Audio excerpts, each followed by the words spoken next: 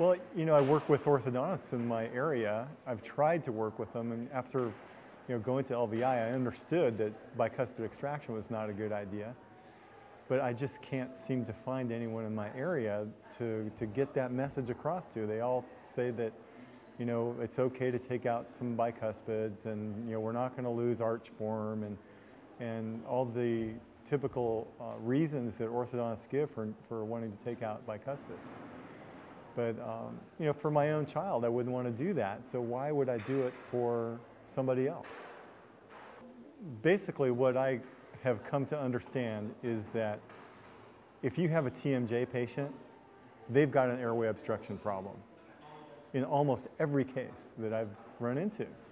If I go back and look at the cases that I've treated, and if I look at the cases that Bill Hang has treated, it seems like every single one of those is an airway obstruction case of some kind or other, whether it's tonsils and adenoids or a deficient maxilla, or some sort of thing going on with their nose or whatever. Airway obstruction seems to be the cause, and TMJ is the symptom. Because right now what's happening is patients, especially kids, go to the orthodontist.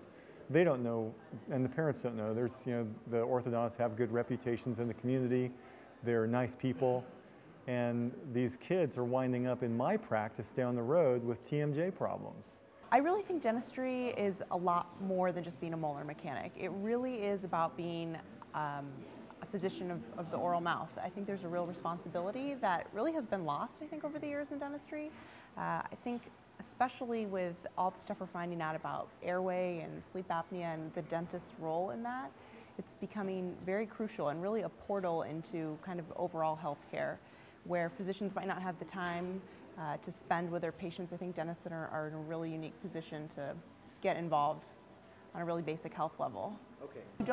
If you don't want to learn more, you're not gonna, you don't know what you don't know. Once you start to find out little bits about this information, it just is, my dad and I always talk about it being a rabbit hole.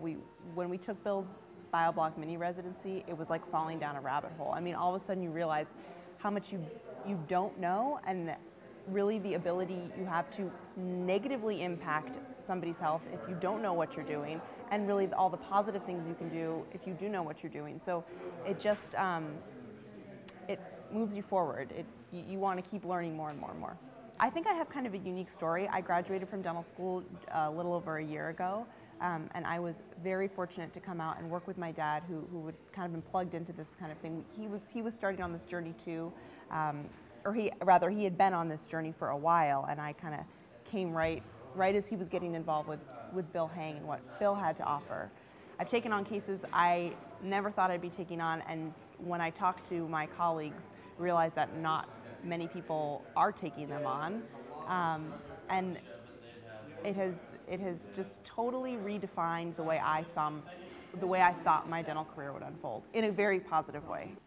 I really actually see myself narrowing my scope of practice in the sense of concentrating on the things that really matter to me, and I think really matter to my patients' overall health. I mean, patients walk in, somebody comes in and says, I'd like veneers, and I look in their mouth, and based on what I've learned with Bill, see, wildfires burning out of control in terms of maybe their sleeping patterns or grinding patterns or joint dysfunction, and it's much more than just straight pretty teeth.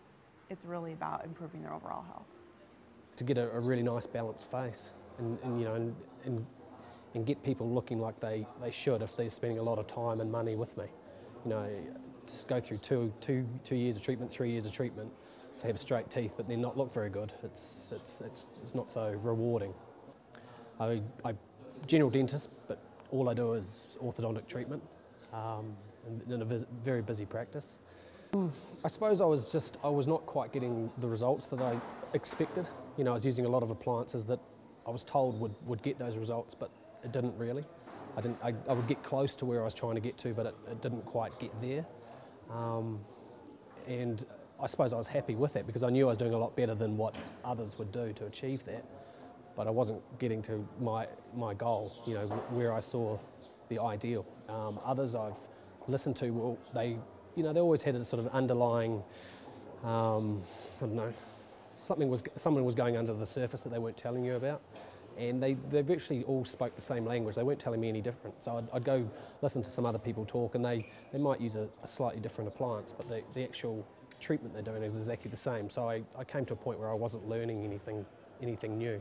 So it wasn't until I looked at this when I realised that there's a whole bigger world out there that I need to explore. Just that, you know, the whole, I suppose the whole philosophy that muscles and airway and that can actually have an effect on how faces grow. I mean, people just don't believe that. They just think that, you know, it's genetically predisposed and that can't be influenced. And what's the truth? Oh, it's certainly, it's all environmental factors. You know, it's proven without a doubt. So unless you correct that, you're never going to win. I was a product of 4 bicuspid extractions and 2 types of headgear. I had a cervical headgear my first year because my teeth were sticking out, so what they did was they put a cervical headgear to pull it back, and as they pushed it back, it attached to my neck, so I had this really big 3mm gummy smile. And then after that, then they switched to a hypo headgear, which attaches to the top of the head, and it attempts to pull the maxilla up. And for about a year, I had to sleep with this headgear, and I was a very compliant patient. And every time I saw the orthodontist, it was like almost a week of pain. So I didn't want to have my kids suffer. Okay, well, since 1996, I've been taking classes for non-extraction orthodontics, and what my experience has been was we develop the arches laterally, and sometimes we make the jaws wider and longer, so that gives more tongue space. But I didn't know if that was what I was doing. But I just found better things that happened to patients. They had better bites. They looked better. But so. Then when I met Bill and we found another component, it was the patients that had poor oral posture that I never diagnosed. And then I found that even though they had straight teeth, there was something missing when they grew up or when they went through a growth spurt. Because I see a lot of kids when they're 7 or 8, and I do my corrections early. And then when you watch them grow, and when you have a general practice, you can see them every 6 months, and you see some changes in the face, and you're just wondering, they have straight teeth, but why do they look so less attractive than when they were when you treated them in phase 1?